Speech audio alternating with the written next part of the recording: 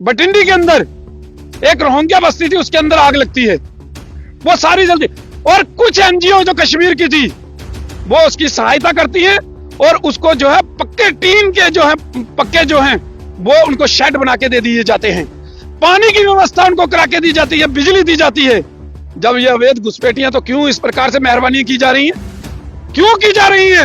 हमारी मांग है, पूरे देश की मांग है कि इन बांग्लादेशियों और रोहिंग्या को जो है वो जल्द से जल्द देश से जो है वो बाहर निकल जाए। इनकी तादाद जो है वो बहुत ज्यादा और लगातार बढ़ रही है, ये फैल चुके हैं, जगह जगह इन्होंने झुग्गी झोपड़ियां जो है बना ली हैं और इन्होंने पासपोर्ट, आधार कार्ड, राशन कार्ड, इस प्रकार से कई डॉक्यूमेंट जो है वो भारत सरकार के जो है इन्होंने बनाए हैं। लेकिन ये बहुत एक बड़ा प्रश्न जो है वो हम हमेशा चिन्हित करते रहे हैं और लगाते रहे हैं कि इनके ये डॉक्यूमेंट कैसे बने। इसका मतलब देश के अंदर गद्दार हैं जो इनकी सहायता कर रहे हैं, जो चाहते हैं कि ये लोग यहाँ पर बसे। कितने प्रकार की एफआईआर इनके ऊपर लगी हैं, चाहे वो मानव तस्करी हो, चाहे वो पशु तस्करी हो, चाहे वो नशा तस्करी हो, या किसी प्रकार के भी जुर्म जो है वो ये लोग कर रहे हैं। बार बार जब भी सरकार इनको छेड़ने की कोशिश करती है तो कुछ एनजीओ, कुछ लोग, कुछ नेता वो सामने आ जाते हैं कि ये गलत किया जा रहा है।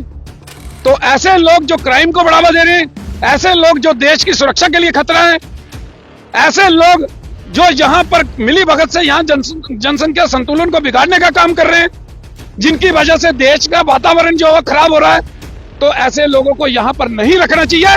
और लगातार हमारी मांग रही है कि इनको जल्द से जल्द बाहर निकालना चाहिए, इनको अपने देश वापस भेजना चाहिए। भाई जो इस देश का नागरिक नहीं, उसको डिपोर्ट करना कहां से गलत है? उसको क्यों यहाँ पर रखना है? जय हिंद, जय हिंदुस्तान, जिंदाबाद। आप देख रहे हैं जेके मीडिया, जम्मू कश्मीर का सबसे तेज मीडिया नेटवर्क। एक मुद्दा गरमाया हुआ है। बहुत सारे ये लोग कह रहे हैं कि जिस तरह से पाकिस्तानियों को भारत से डिपोर्ट किया जा रहा है, यानी कि उन्हें वापस पाकिस्तान भेजा जा रहा है, उसी पर रोहिंग्या और बांग्लादेशियों को भी वापस भेजना चाहिए। अब इस पर राष्ट्रीय बजरंग दल के अध्यक्ष राकेश बजरंगी क्या कहेंगे, इनसे बातचीत करते हैं। राकेश जी, मैंने आपकी पोस्ट देखी है, क्या लग रहा है कि रोहिंग्या और बांग्लादेशी जो है ये भी राष्ट्रीय सुरक्षा के लिए खतरा है? देखिए, केंद्र सरकार ने सुप्रीम कोर्ट के अंदर एक हल्फनामा दायर किया था, जिसके अंदर उन्होंने कहा था कि रोहिंग्या और बांग्लादेशी भारत देश की सुरक्षा के लिए बेहद ही खतरनाक हैं और ये हमारी सुरक्षा के लिए खतरा है। तो जब ये खतरा है तो हम लगातार मांग करते आ रहे हैं। हम 2012 से लगातार प्रदर्शन धरने कर रहे हैं और सरकार से मांग कर रहे हैं कि अगर ये देश के लिए खतरा है, देश के लिए खतरा क्या है ये हम तो मानते हैं खतरा है, क्योंकि ये जगह जगह बैठे हुए हैं, इनका कोई पता ही नहीं ये कौन है, कहां से आए हैं, क्या कुछ पता ही नहीं। और जो लोग 2700 किलोमीटर के फासला जो है करके तय करके वो जम्मू कश्मीर के लिए के अंदर किस लिए आए, क्या कारण है कि वो और कहीं नहीं रुके, वो जम्मू कश्मीर के अंदर आए? तो ये देश के लिए खतरा है। यहाँ पर पहले ही जम्मू कश्मीर की परिस्थितियां जो हैं वो बड़ी भयानक हैं। यहाँ पर आतंकवाद जो है वो चरम सीमा के ऊपर है। लगातार अभी कुछ दिन पहले जो है पहलगाम के अंदर हमने 27 से 28 पर्यटक जो हैं वो खोए हैं।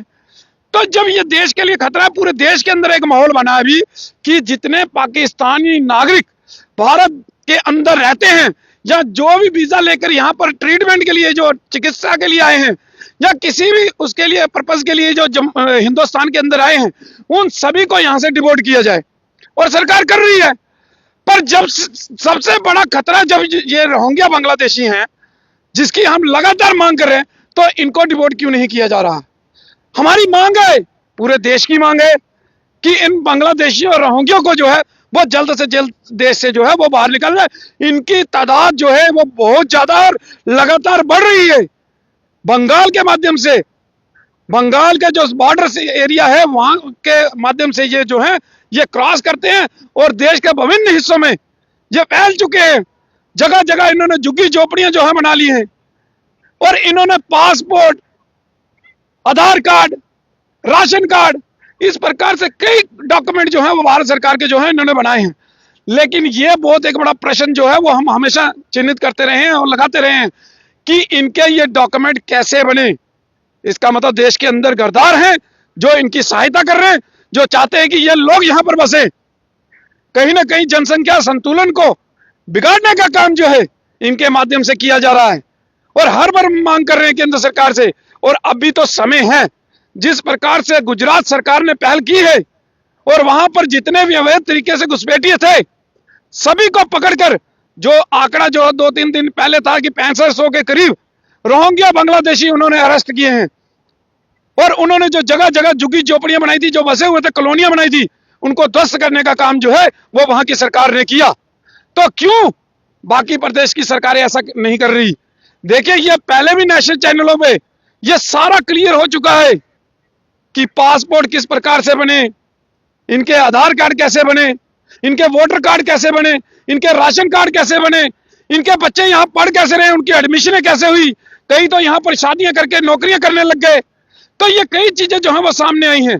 तो क्यों इसके ऊपर अभी तक कार्रवाई नहीं? यानी कि देश में रहने वाले देश के ही कुछ दुश्मन हैं जो उनकी सहायता कर रहे हैं। बिल्कुल, देखिए कुछ वर्ष पहले की बात है कि बटिंडी के अंदर एक रोहिंग्या बस्ती थी, उसके अंदर आग लगती है, वो सारी जल्दी, और कुछ एनजीओ जो कश्मीर की थी वो उसकी सहायता करती है और उसको जो है पक्के टीन के जो है पक्के जो हैं वो उनको शेड बना के दे दिए जाते हैं, पानी की व्यवस्था उनको करा के दी जाती है, बिजली दी जाती है। जब ये अवैध घुसपैठियां तो क्यों इस प्रकार से मेहरबानी की जा रही हैं? क्यों की जा रही हैं? ये हम पूछना चाहते हैं। बार बार जब भी सरकार इनको छेड़ने की कोशिश करती है तो कुछ एनजीओ, कुछ लोग, कुछ नेता वो सामने आ जाते हैं कि ये गलत किया जा रहा है। अरे डिवोर्स के ऊपर तो कल जो फारूक अब्दुल्ला का स्टेटमेंट है वो भी मैं सुन रहा था, वो बोल रहे नहीं ये गलत है। भाई, जो इस देश का नागरिक नहीं उसको डिवोर्स करना कहां से गलत है? उसको क्यों यहां पर रखना है? कितने प्रकार की एफआईआर इनके ऊपर लगी हैं, चाहे वो मानव तस्करी हो, चाहे वो पशु तस्करी हो, चाहे वो नशा तस्करी हो, या किसी प्रकार के भी जुर्म जो हैं वो ये लोग कर रहे हैं। तो ऐसे लोग जो क्राइम को बढ़ावा दे रहे हैं, ऐसे लोग जो देश की सुरक्षा के लिए खतरा है, ऐसे लोग जो यहां पर मिली भगत से यहां जनसंख्या संतुलन को बिगाड़ने का काम कर रहे हैं, जिनकी वजह से देश का वातावरण जो है खराब हो रहा है, तो ऐसे लोगों को यहां पर नहीं रखना चाहिए। और लगातार हमारी मांग रही है कि इनको जल्द से जल्द बाहर निकालना चाहिए, इनको अपने देश वापस भेजना चाहिए। आखिरी सवाल मेरा, आप किस तरह से कार्रवाई की मांग करते हैं केंद्र सरकार से? देखिए, इस समय पूरे देश के अंदर माहौल है एक कि जो भी अवैध तरीके से भारत देश के अंदर रह रहा है उनको बाहर निकालने का, जिस प्रकार से पाकिस्तानी को निकाला जा रहा है, तो क्यों ना बांग्लादेशी और रोहिंग्या को भी इस समय बाहर निकालने का काम किया जाए, क्योंकि ये सब अवैध हैं और कोई ना कोई पर्पस लेकर यहां पर आए हैं। कई तरह के जुर्मों में ये जो है वो शामिल पाए गए हैं।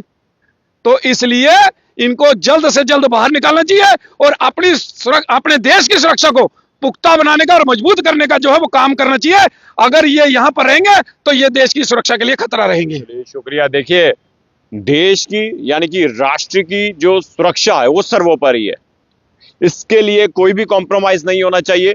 और हिंदुस्तानी पत्रकार विमल मेहरा यही कहता है कि रोहिंग्या और बांग्लादेशियों को इनको भी वापस भेजना चाहिए। और यही आसपास के जितने भी जगहों पे रह रहे हैं, कहीं ना कहीं ये खतरा है और ये खतरा बनकर उभर भी सकते हैं। तो इससे पहले ये खतरा ना बने, भारत सरकार इन पर विचार करके इन्हें भी अपने अपने वतन वापस भेजे। देखते रहिए जेके मीडिया। धन्यवाद।